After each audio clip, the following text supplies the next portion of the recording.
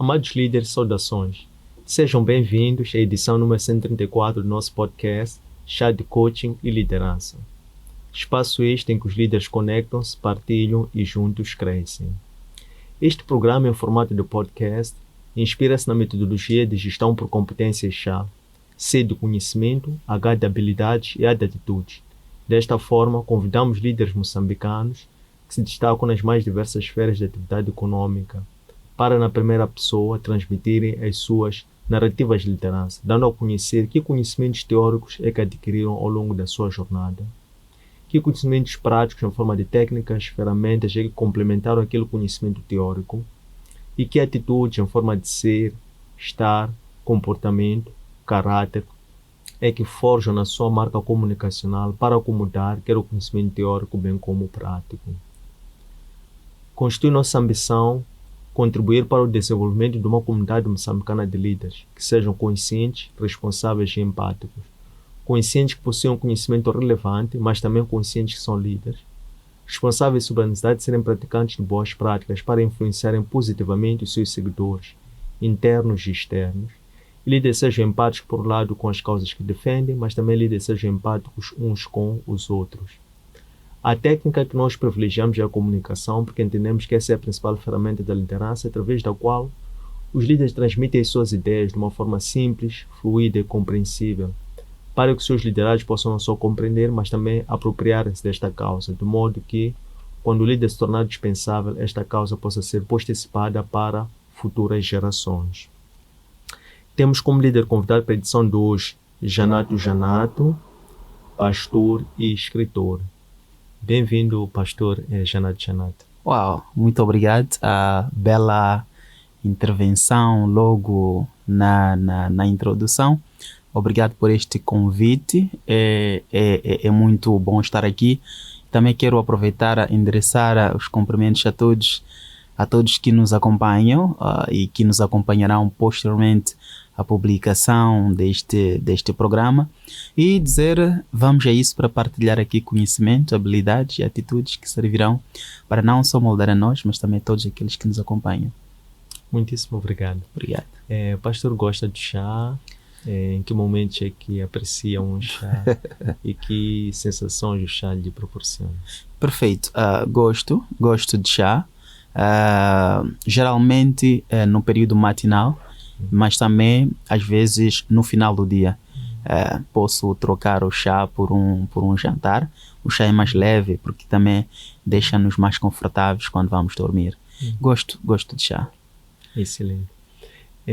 Qual é a importância do sentir-se leve, confortável, não só nesse período do final do dia, mas qualquer que seja o período do dia, para aquilo que são as suas funções, ocupações e também para performar melhor?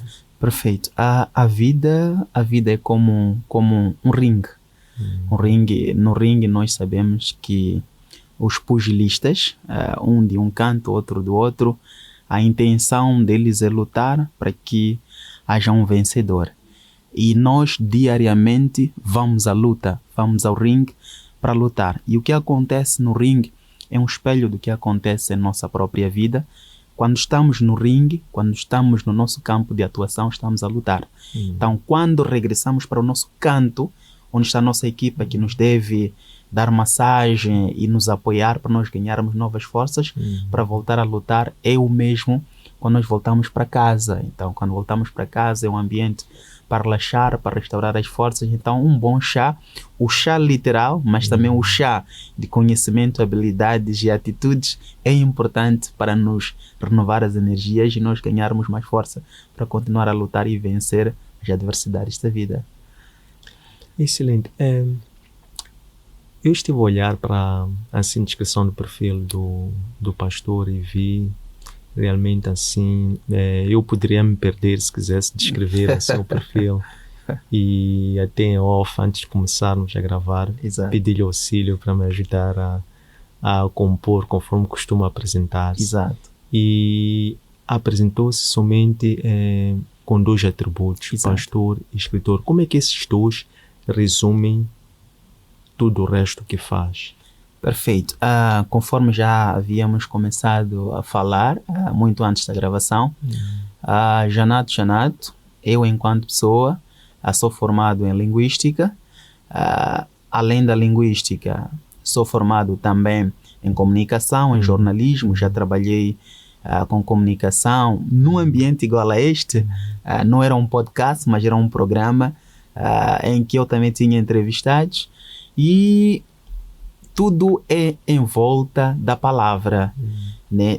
Tenho também outras áreas, a tradução, a interpretação, e outras áreas que não preciso aqui mencionar, mas pastor e escritor, por quê? Por causa da palavra, por causa do verbo. E há um poder na palavra, há um poder transformador na palavra. O pastor é aquele que, através da palavra, guia o rebanho, guia as ovelhas, guia as pessoas. É um espelho para um grupo de pessoas, mas ele não é espelho apenas por causa da sua presença física, pelo conjunto de conhecimentos que ele transmite, muitas vezes através da palavra e também através de atitudes e ações. E por outro lado, o escritor é aquele que trabalha com a palavra. Escrevo para mim, mas também escrevo muitas vezes para os outros. Tantos livros, assim, do ponto de vista religioso, mas livros didáticos, livros narrativos, livros filosóficos, livros relacionados ao ambiente acadêmico. Então, a palavra é muito importante. Jesus disse: conhecereis a verdade e a verdade vos libertará. Esta verdade é nos partilhada por meio da palavra. E numa das interações com os seus discípulos, Jesus é um grande líder. Numa das suas interações com os seus discípulos, ele incentivou-lhes a procurarem a palavra, porque a palavra tinha um poder de limpeza. Ele disse: vós estáis limpos pela palavra que vos tenho falado. Então, o pastor e o escritor resume um pouco aquilo que eu sou por causa do poder transformador da palavra. Excelente. Exato. Como é que se consome essa palavra? Como é que se delicia dessa mesma palavra para ter aqueles efeitos ulteriores que uma palavra possa ter, muito para além daquilo que se possa parecer? Tem por um lado a morfologia da palavra. Exato. Mas nesse sentido que esteve aqui a dizer-nos, a ter um sentido assim um pouco mais intransigente, exato, né? Eventualmente, quando se fala da palavra, fazendo-se um paralelo com a espada, também já lhe retrata qual é o poder dessa palavra enquanto uma espada. Exato. E qual é o nível de alcance que ela tem. Exato. Olhando para a homilética como sendo uma dessas técnicas de preparação para a pregação, para o sermão, como é que trabalha essa palavra desde off e on stage? Uau, perfeito. Jesus Cristo, ele, enquanto líder, é um grande exemplo, não só para mim e para todo mundo. Aliás, nós dissemos que hoje é dia 18 de novembro de 2024.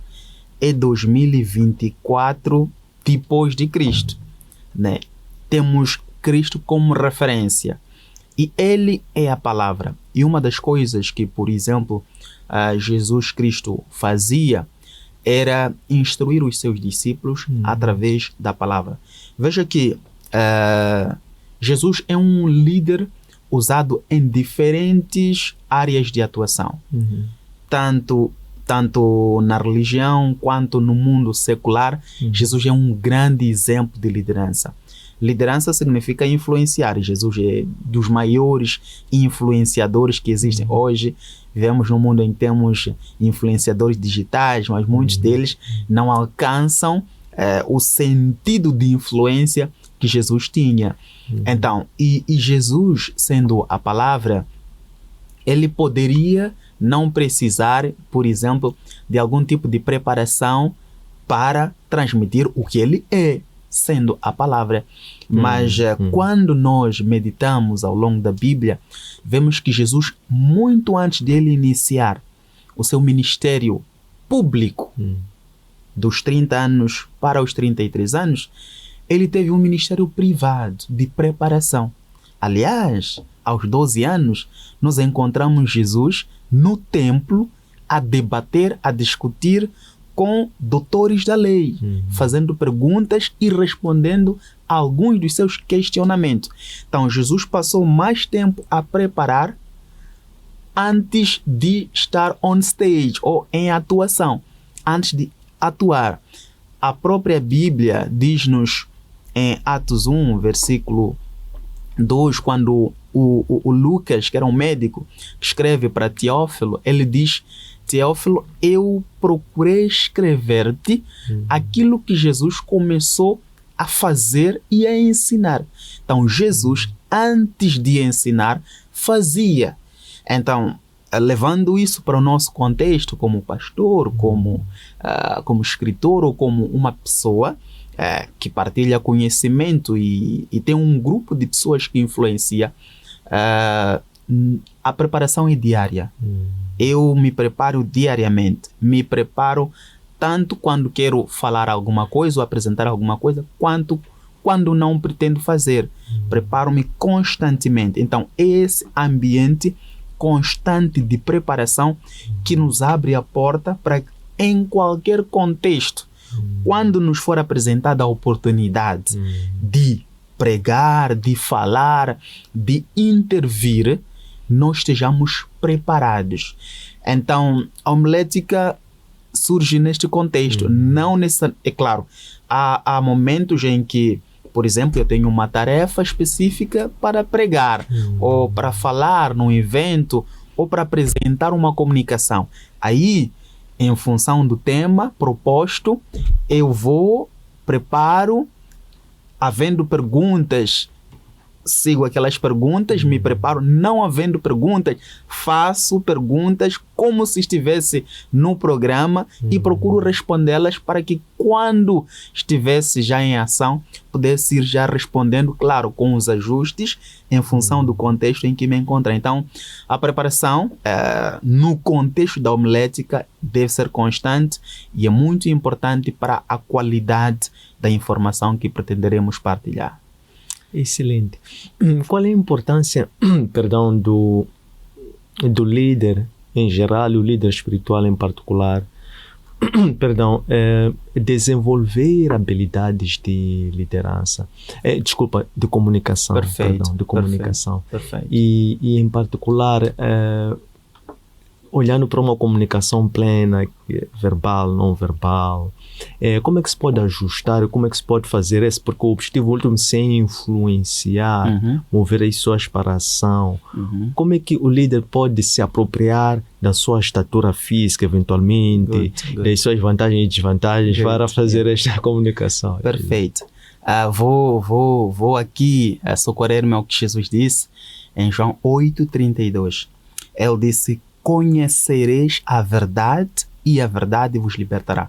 Veja só, esse trecho diz: conhecereis a verdade. Depois diz: a verdade vos libertará.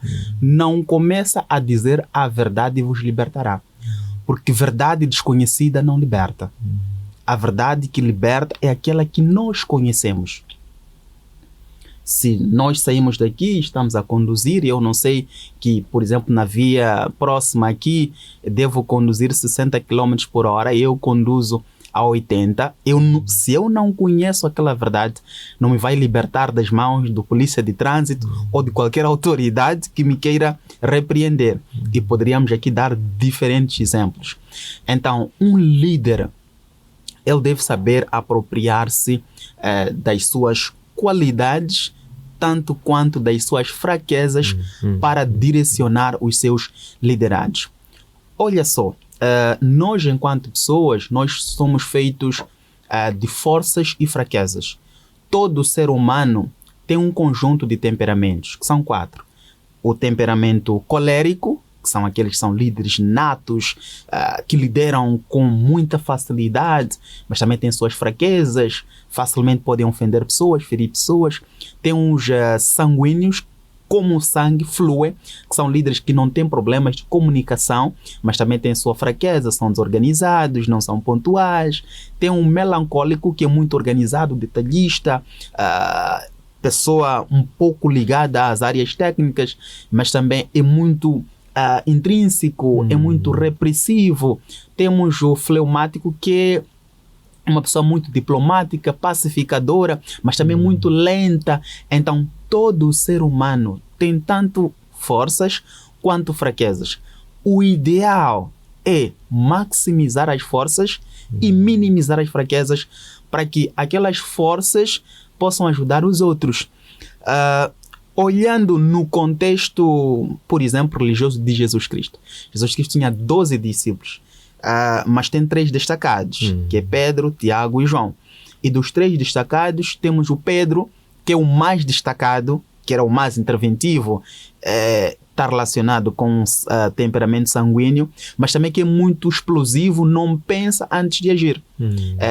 Em situações em que Jesus queria resposta para algumas perguntas que ele fazia para os discípulos, o Pedro era o primeiro, e através da intervenção comunicativa de Pedro, Jesus conseguia ensinar a maioria.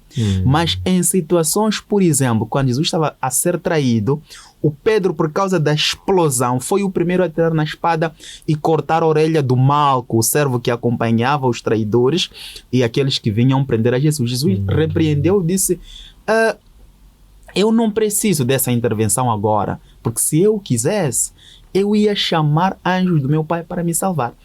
Então, Pedro tem suas forças, mas também tem suas fraquezas. E todo líder é assim. O que acontece muitas vezes é que muitos líderes não conseguem manipular, não no sentido de enganar, mas de utilizar as suas forças e maximizá-las para influenciar uma grande maioria. E quando isso acontece, o que sobressai são as suas fraquezas. Quando nós maximizamos as nossas forças, minimizamos as nossas fraquezas. Então, e uma das forças que um líder precisa dominar é a comunicação. Porque o líder só pode transformar os seus liderados através do poder da comunicação. Um líder que comunica é um líder que transforma.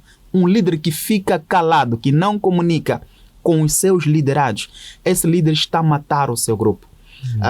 Seja para elogiar, seja para criticar, o líder deve comunicar e dominar o poder da comunicação. Quando nós olhamos no mundo, quem é, por exemplo, um dos maiores comunicadores em termos de presidente? Barack Obama. Como é que Barack Obama conseguiu ganhar o coração das pessoas? Através do poder da comunicação, que muitos outros presidentes não têm. No nosso contexto atual, nós estamos, por exemplo, neste contexto de, entre aspas, insurgência, no contexto urbano, por causa de comunicação. É mais por causa de comunicação. Então, a comunicação, e isso pode se alastrar também no casamento. Muitos casamentos definham, morrem, porque o casal não comunica.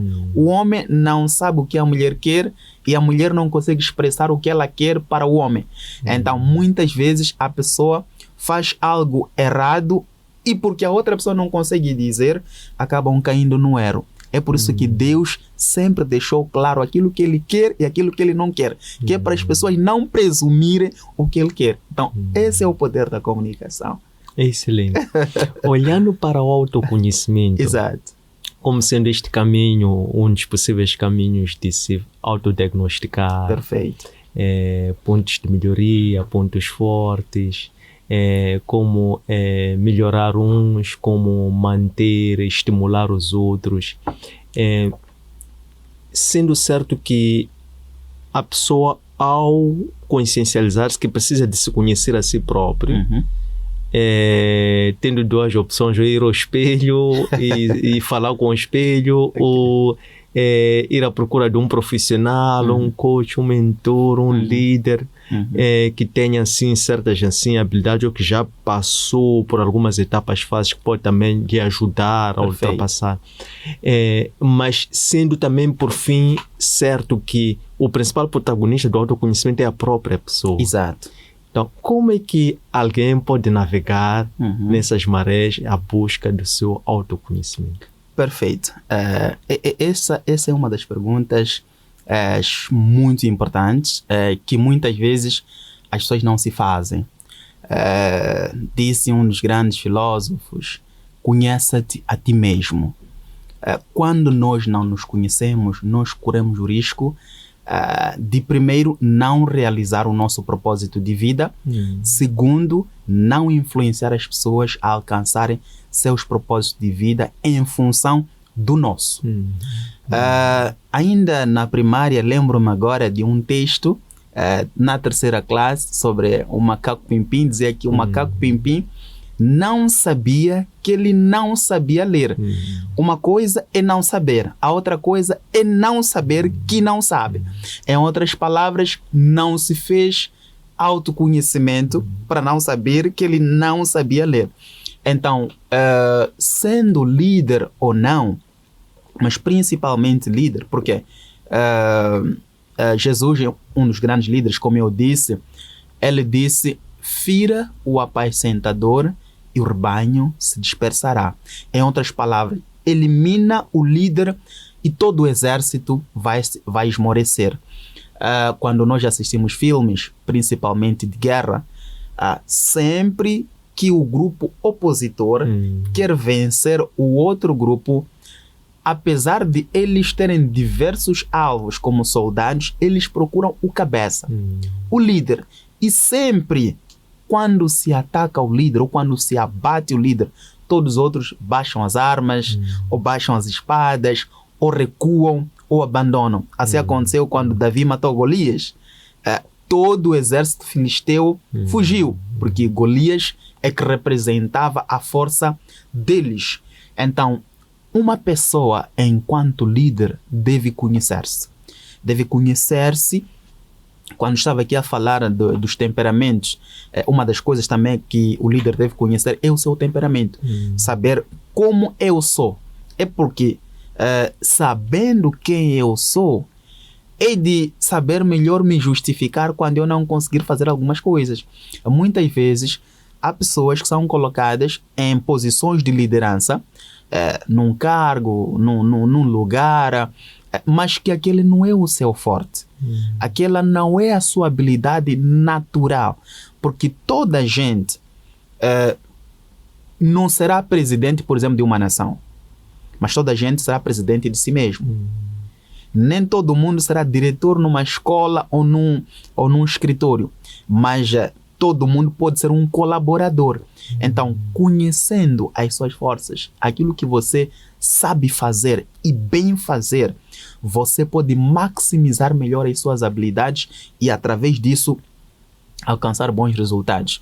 Por exemplo, nós temos muitos jogadores de futebol, particularmente, com muito talento. Muito talento. E infelizmente, muitos jogadores com muito talento acabam não realizando, né, os seus sonhos. Fala-se, por exemplo, de Neymar. Muitos chamam Neymar o príncipe que não chegou a ser rei.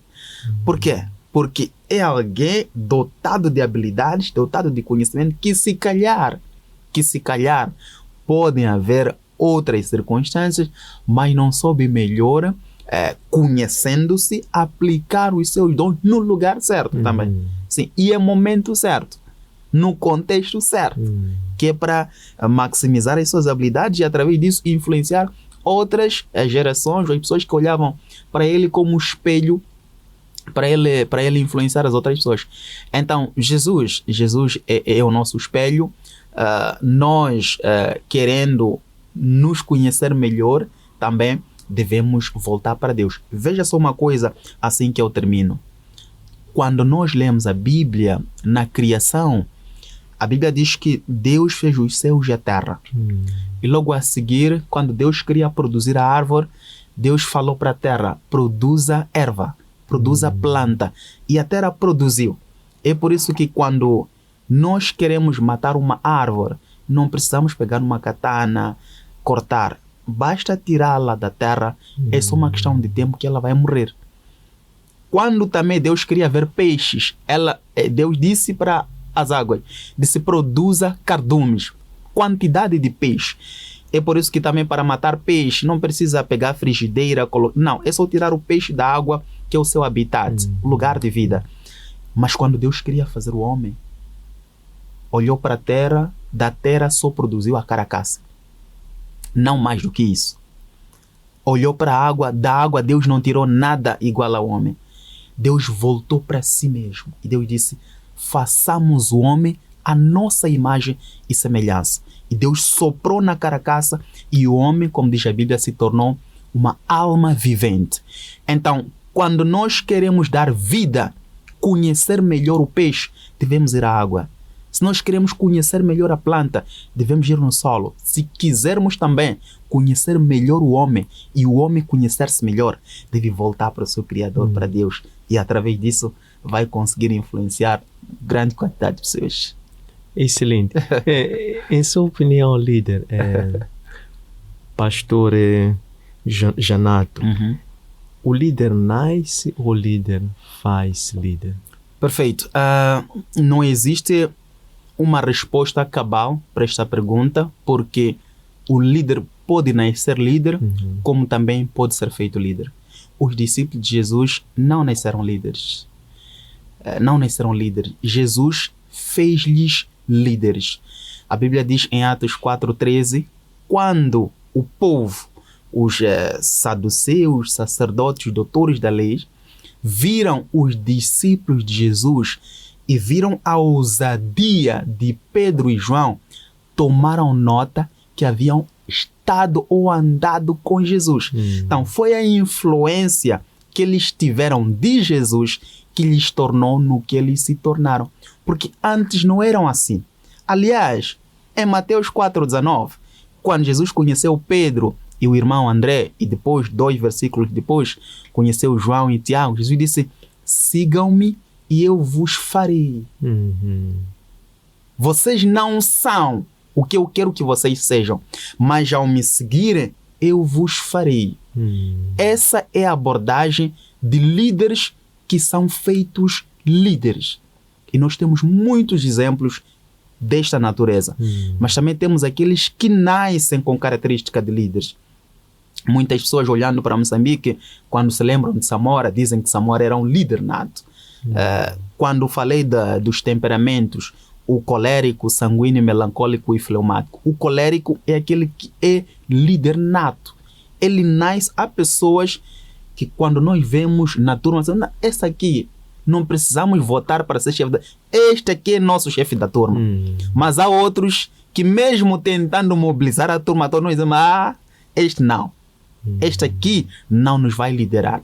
Então, e infelizmente, no contexto em que nós vivemos, há pessoas que não têm habilidade natural de liderança, são colocadas na posição de liderança e, infelizmente, também não têm o desejo, a ansiedade de buscar ser líderes de verdade. Então, por causa disso, acabam governando sobre coisas e destroem tais coisas.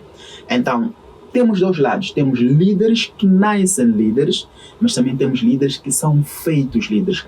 E às vezes, o líder que é feito líder, se ele seguir os princípios de liderança, pode ser muito mais forte do que o líder que nasceu líder, mas tinha falta de conhecimento. É por isso que Jesus disse, o meu povo perece por falta de conhecimento. Então, há líderes com a habilidade natural de liderança, mas porque têm falta de conhecimento de liderança e nunca estiveram em contexto de liderança, não lideram a ninguém e nem conseguem liderar suas próprias vidas. Mas aqueles que não tiveram habilidade de liderança, mas porque tiveram um coach, um mentor, um professor, um Jesus, um mestre, alcançaram posições de liderança e se tornaram em bons líderes. Então, é possível ter líderes natos, como também é possível ter líderes que foram feitos líderes. Excelente. Como é que um líder espiritual pode teologizar? E qual é o distanciamento ou proximidade dele com o rebanho? Ok. as escrituras sagradas. Exato. E aquilo que é a missão da igreja, que é conduzir o povo para a salvação. Perfeito. No âmbito da escatologia. Perfeito. Do fim dos tempos. Como é que este líder pode teologizar? Pode, deve, e como é que depois também pode então contribuir, pode sim ou não falar de uma teologia africana nesse sentido? Ok. Perfeito. O primeiro chamado de um líder enquanto pastor que tem um rebanho é com o seu Criador.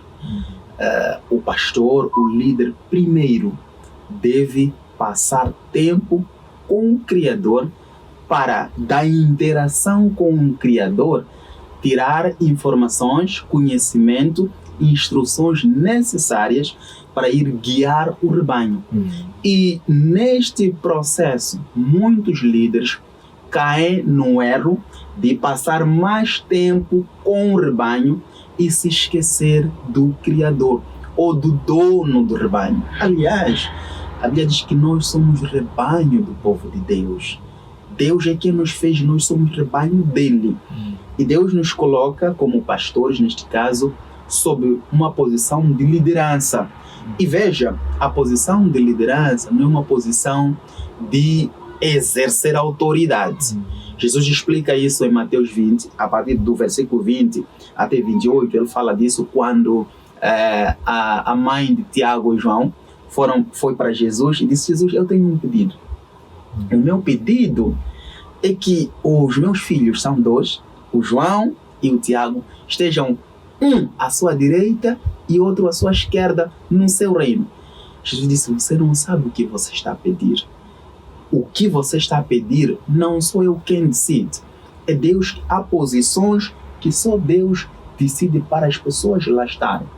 E eu aqui também acrescentar, né?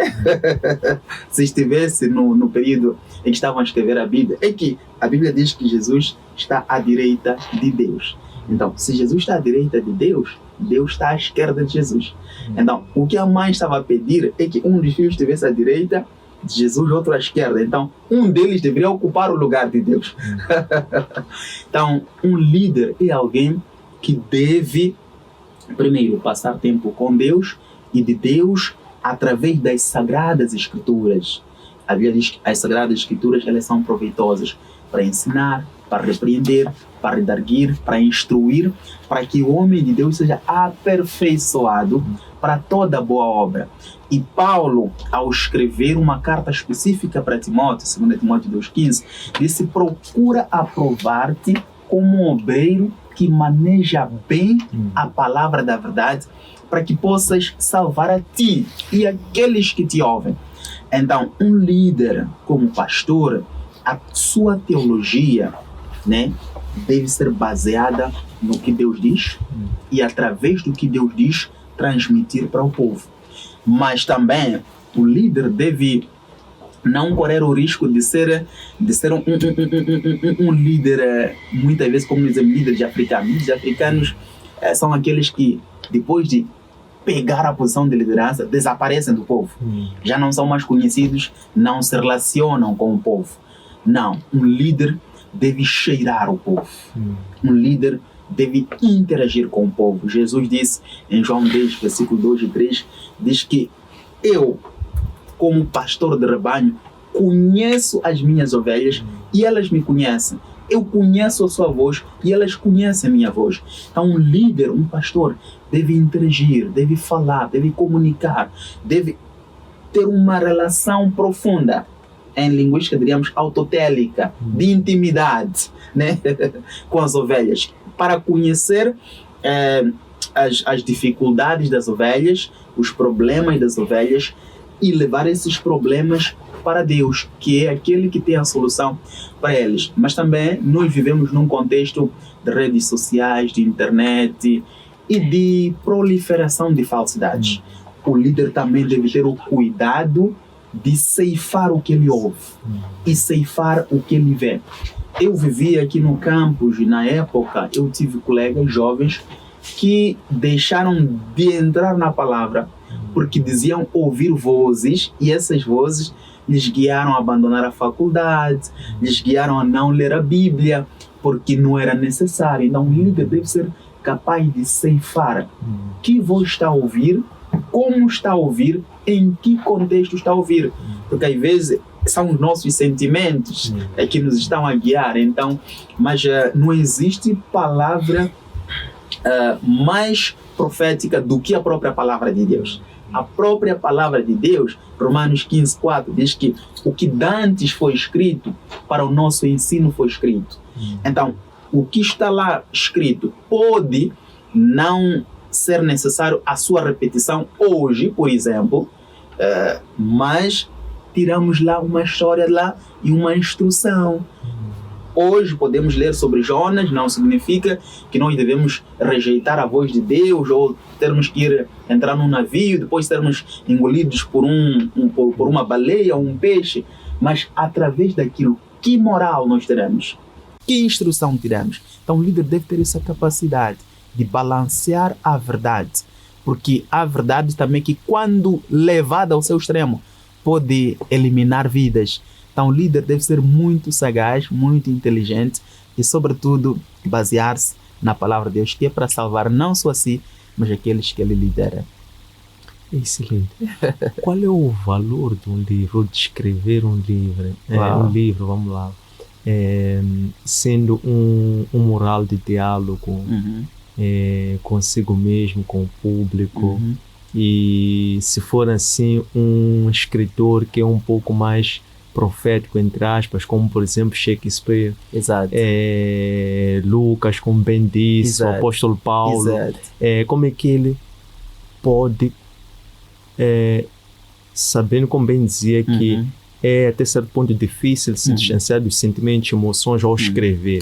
Mas como é que o líder pode até, apropriando-se das suas fragilidades, sentimentos e emoções, não se divergir ou distanciar daquela que é a mensagem principal que lhe moveu a registrar aquilo que está a escrever, para que, por fim, este livro tenha valor, não comercial, mas aquele valor intrínseco, que possa ser realmente uma semente que vai ficar por gerações. Good. Antes mesmo de entrar na resposta, é uma pergunta muito importante. Aliás, Paulo, escrevendo para Timóteo, em 1 Timóteo 4:13, ele disse: antes que eu vá, traga-me, permaneça na leitura, na meditação da palavra. Depois diz: traga-me os pergaminhos, os livros. Então, Paulo era alguém que valorizava os livros, valorizava a leitura. Deus, quando teve a missão de tirar o povo de Israel do Egito para a Terra Prometida, estamos a falar de um povo que ficou 430 anos na escravidão. E Moisés tinha a tarefa de guiar um povo que estava habituado a ficar preso, a receber instruções que na verdade eram punições. 430 anos. Qual é a instrução que Deus deu? A instrução que deu era Moisés seguir a palavra dele, a voz de Deus na época. E quando Moisés, por exemplo, chega numa situação como líder, Moisés estava a liderar 2 milhões de pessoas. É uma liderança complicada. Quem é líder sabe que só liderar 10 pessoas é tão difícil. Então não imagina 2 milhões de pessoas. Maputo, a cidade de Maputo tem 1 milhão e 100. Matola que tem 2 milhões. Então estamos a falar de liderar toda Matola para a Terra Prometida. E nesse contexto, quando Deus, por exemplo, num contexto diz que para Moisés falar para a rocha produzir água, ou brotar água, Moisés bateu na rocha porque ele já tinha um antecedente. Às vezes o nosso antecedente faz-nos pensar que a forma correta é como nós fizemos antes, e se calhar Deus se distraiu, ou a instrução que estamos a receber agora está um pouco distorcida, porque nós já fizemos isso antes. Então a forma de ter resultado é fazer como fizemos antes. Nem sempre para ter resultados temos de fazer como fizemos antes. Então foi assim que depois Deus disse a Moisés que por causa disso você não vai entrar na Terra Prometida. E depois Moisés morre, Deus levanta Josué. Qual foi a primeira instrução que Deus deu a Josué? Deus disse, não tema, medita nas palavras deste livro, dia e noite, medita nele. Através da sua meditação, que é leitura constante e profunda, você vai ter sucesso neste propósito que você quer ter. Para dizer o quê? Que a leitura é muito importante. E a produção do livro não beneficia ou não deve ser mais para o autor. O livro deve ser mais para o leitor. Porque o livro só ganha importância quando chega nas mãos do leitor. Aliás, é o leitor que dá vida e atualiza os conteúdos do livro. Um livro sem leitor não tem importância. O livro só ganha importância quando está nas mãos do leitor. Então, todo escritor, ao escrever, deve pensar no seu destinatário, que é o leitor. E o conteúdo que ele partilha deve ser um conteúdo para inspirar e encorajar. Em contextos de fraqueza, por exemplo, Paulo, um dos grandes exemplos na Bíblia, e Paulo escreveu quase metade do Novo Testamento, é um prolífico leitor, escritor, o evangelista Doug Mills, que eu citei, ele escreveu mais de 105 livros. É alguém que conhece a importância do conhecimento, né? Deus, quando queria salvar a humanidade, ele falou, ele disse, são palavras. Os livros é conjunto de palavras. Então, quando nós escrevemos, na verdade, estamos a escrever para transformar primeiro a nós mesmos, depois o nosso mundo e aqueles que estão à nossa volta. Então, o livro tem um poder transformador. Estava a falar de Paulo. Paulo foi um grande líder, mas ele também teve suas fraquezas. E dentro das suas fraquezas, ele soube usar as suas fraquezas. Uma das coisas incríveis sobre a Bíblia é que diferente... Eu, por exemplo, quando estava a escrever o meu livro, depois de ter escrito, eu contactei alguém para prefaciar. E a pessoa fez o prefácio e um pequeno parágrafo do prefácio dizia a referir a mim, o maior erro de Janato o meu grande erro naquele livro era dizer certas coisas. A primeira impressão que eu tive com aquilo foi um choque. Eu logo queria apagar aquilo porque eu não queria que aquilo estivesse lá no livro. Mas depois Deus me levou para a Bíblia. Olha para a Bíblia. Se fosse para Noé sugerir como devessem escrever a história dele, ele ia sugerir para que tirassem o episódio da bebidice e de o filho ver a sua nudez. Se pedissem a Davi para escreverem a história dele, ia pedir para remover o contexto em que ele dorme com a Betseba e manda matar Urias. Se pedissem a Salomão para escrever sua história, ele ia sugerir para que tirassem a parte em que ele se casou com 700 mulheres, 300 concubinas e que no final acabou adorando ídolos. Se pedissem para Pedro escrever a sua história, iam dizer, não coloque a parte em que eu traio a Jesus. Não coloque a parte em que Jesus disse que eu ia lhe negar 3 vezes. E tantos outros. Então, a Bíblia é um livro que coloca não só os pontos positivos, quanto os pontos negativos das pessoas.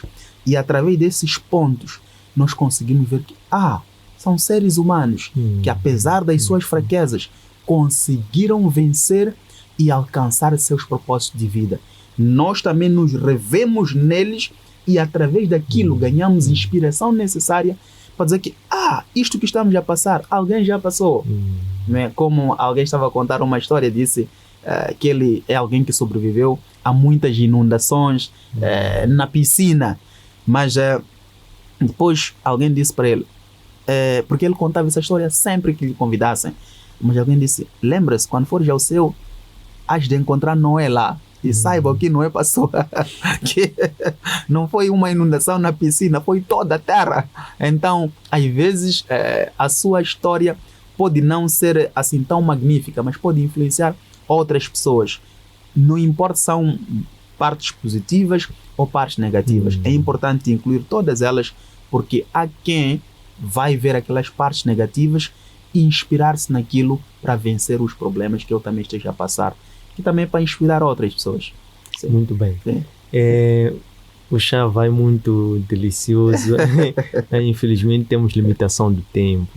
E há esta pergunta também que é muito importante aprendermos do pastor. Exato. Como é que o pastor se prepara diariamente para estar em boa forma, do ponto de vista emocional, mental, físico e espiritual? Perfeito. Uma pergunta excelente, importante. A preparação, como havia dito, é constante e diária, mas os meus dias são dias normais, como de qualquer um. Uma das primeiras coisas que faço é meditar na palavra, orar, buscar a interação com Deus,